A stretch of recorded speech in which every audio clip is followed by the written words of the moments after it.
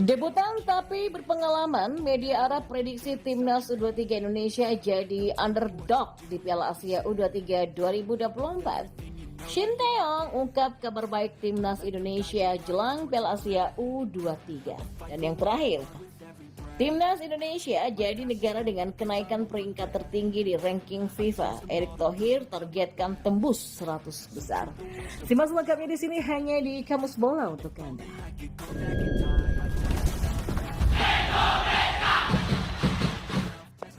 Ya, timnas U23 Indonesia diprediksi tampil mengejutkan saat berpartisipasi pada turnamen Piala Asia U23 2024. Sebuah media asal Arab membuat prediksi soal timnas U23 Indonesia. Seperti diketahui, Garuda Muda akan berpartisipasi dalam ajang Piala Asia U23 2024. Turnamen tersebut akan berlangsung di Qatar mulai dari 15 April sampai 3 Mei mendatang.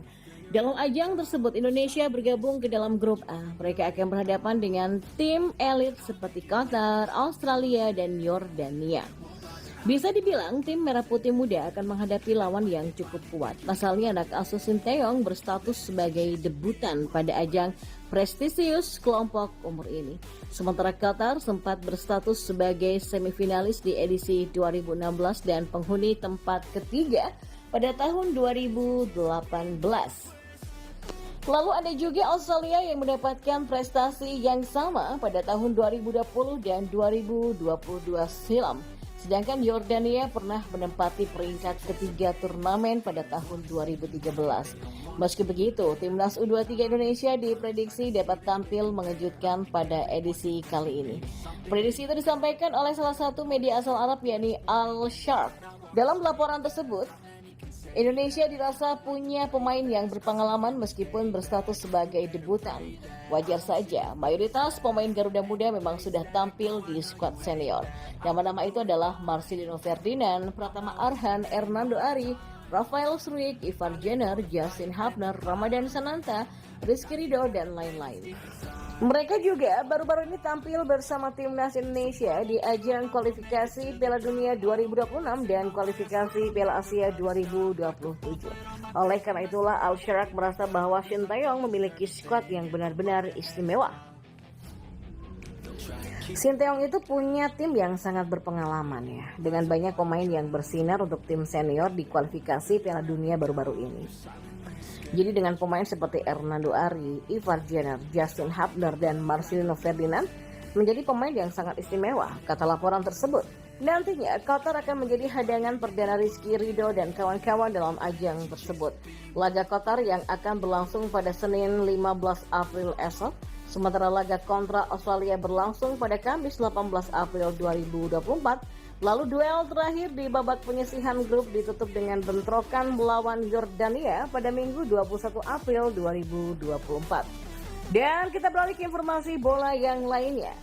Pelatih timnas Indonesia Shin Taeyong mengungkapkan kabar baik skuad Garuda Muda jelang Piala Asia U23 2024 Qatar. Timnas Indonesia sedang menjalani pemusatan latihan untuk Piala Asia yang akan berlangsung pada 15 April 2024 mendatang. Skuad Garuda juga sudah melakoni 2 laga uji coba. Yang pertama, Indonesia kalah 1-3 dari Arab. Kemudian Indonesia mampu meraih kemenangan tipis dengan skor 1-0 atas Uni Emirat Arab. Setelah sepekan menjalani TC dan serangkaian uji coba, Shin Taeyong mengungkapkan kabar baik. Dia mulai merasakan timnya kini sudah berkembang ke arah yang positif. Pemahaman semakin baik ya. Pasti ada berkembang juga. Masih ada sepekan lagi sampai tanggal 15 April untuk mengembangkan permainan, kata Shin Taeyong. Di Piala Asia U23, timnas U23 masuk grup A bersama tuan rumah Qatar, Australia, dan Yordania. Ya, hanya juara grup dan runner-up yang berhak melaju ke babak selanjutnya. Adapun PSSI menargetkan timnas U23 untuk lolos dari fase grup yang juga menjadi syarat perpanjangan kontrak bagi Shin Taeyong. Sementara Shin Taeyong percaya bahwa timnya mampu melaju hingga babak semifinal Piala Asia U23. Jika itu memang tercapai, maka Indonesia akan tampil di Olimpiade 2024 Paris. Dan di informasi bola yang terakhir, Ketua PSSI Erick Thohir masih punya ambisi yang tinggi meski timnas Indonesia baru saja menjadi negara dengan kenaikan peringkat tertinggi di ranking FIFA. Ya, dalam ranking FIFA per 4 April 2024, Timnas Indonesia menduduki urutan ke-134 lewat 1102,7 poin. Tim berjulukan skuad Garuda ini meroket 8 posisi. Selain itu, Timnas Indonesia juga menjelma sebagai negara dengan perolehan angka terbanyak di ranking FIFA, teranyar lewat pendapatan 30,04 poin. Sedari awal, ketika terpilih sebagai Ketua PSSI pada Februari 2023, Erick Thohir memang menginginkan Timnas Indonesia masuk 100 besar ranking FIFA. Saya menargetkan diri saya ketika masuk ke PSSI. Sejak awal saya mau sepak bola yang bersih dan berprestasi. Saya mau targetnya Timnas Indonesia 100 besar dunia. Sejak awal loh ya. Hari ini baru ke 134, semua menulis loncatan tertinggi, so what? Ini belum 100 dunia, jelas Erick. Ya, kemenangan 2 kali atas Timnas Vietnam dalam lanjutan putaran kedua grup F kualifikasi Piala Dunia 2026 zona Asia membuat Timnas Indonesia meroket di ranking FIFA. Timnas Indonesia berhasil mengalahkan Vietnam dengan skor 1-0 di Stadion Utama Gelora Bung Karno dan 3-0 di Stadion Midin National Stadium Hanoi pada 21 Maret kemarin.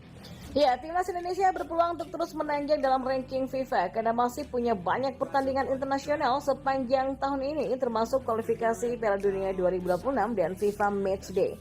Yang terdekat, Timnas Indonesia akan bertindak sebagai tuan rumah dengan melawan Timnas Irak pada 6 Juni nanti dan Timnas Filipina pada 5 hari kemudian dalam lanjutan grup F kualifikasi Piala Dunia 2026 zona Asia.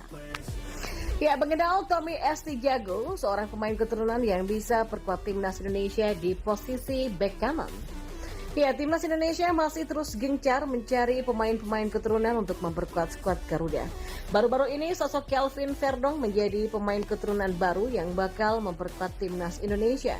Dengan kehadiran Kelvin Verdong, maka semakin memperdalam skuad di sisi bek kiri Timnas Indonesia, Satani. Namun di sisi sebelah kanan, kedalaman skuadnya tidak sebaik sisi bek kiri karena hanya ada 2 pemain saja. Seperti diketahui, hanya Asnawi Mangku Alam Bahar dan Sandy Wells yang sering diplot di posisi tersebut. Untuk posisi bek kanan ternyata ada cukup banyak pemain keturunan, salah satunya adalah Tommy Estijago. Sebagaimana dilansir dari laman transfermarket.co.id, Tommy Estijago atau Santiago saat ini bermain untuk film kedua. Ia berposisi utama sebagai bek tengah, tetapi justru lebih sering dimainkan sebagai bek kanan. Usianya baru 24 tahun dan memiliki tinggi badan 186 cm, dan saat ini sudah melakukan 26 penampilan bersama film kedua. Ya, 24 penampilan di Keken Kampion Divisi, di mana ia mampu mencetak 2 gol dan 2 penampilan di KNVB Beker. Sebelum bergabung dengan film kedua, tercatat Tommy pernah memperkuat FC Ultra. Bahkan bersama FC Ultra, ia sudah bergabung sejak usia muda, yaitu U17, U19, U21, sampai senior.